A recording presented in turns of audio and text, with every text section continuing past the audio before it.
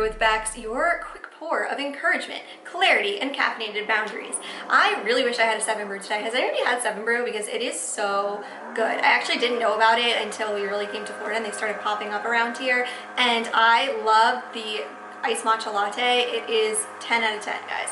So that was a plug. I don't have a sponsor right now, so 7 Brew, if you're listening and you want to sponsor this podcast, maybe the Brew with Becks, it really aligns with your messaging and mine, let me know.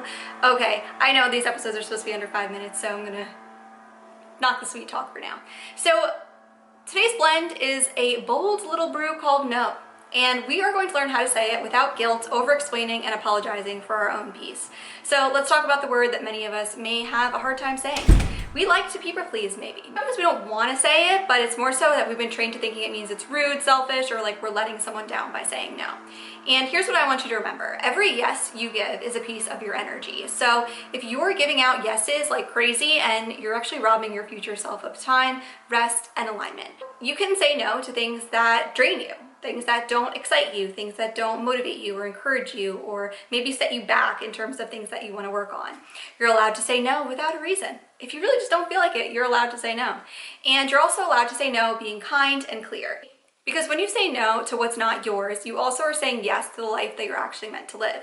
And it can be so hard to say no because you feel like, wow, I feel rude by saying no, but think about it this way. It's like you have one life, and if you want to enjoy it and live it to the fullest, and there's goals and things that you want to do and accomplish, you need to be really strategic with your time and how you spend it, and also your priorities of where you're spending your time. So if you're thinking about something that's coming up this weekend that you're like totally dreading, like here's an example. Maybe someone asks you to go get drinks with them this weekend, and you know that drinking, not great for you, and afterwards you don't feel great, and you also don't feel productive the next day, and it sets you back in your workouts, and you just really don't feel like it. Maybe you say no in a way that says, you know, thanks for thinking about me, but you know, I'm gonna pass this time.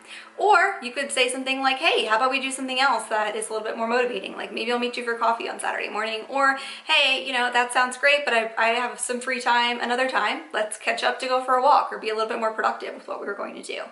You can also say, that doesn't work out for me, but I hope it goes well. You can say something like, hey, you know, no. And actually, you don't really need to give an explanation either. You're not a bad person, you just have limits on your time. And you're a wise one for knowing your limits and knowing that you can say no to some things. So here's your reminder, you're not here to be available for everyone. You're here to live on purpose and to do what you're meant to do. So say no, say it with grace, and give your future self a chance to exhale. You don't need to overbook your calendar, especially when you're looking to get some things accomplished for yourself. This has been the Brew with Becks. Come back when you need another refill of courage, and you've got this.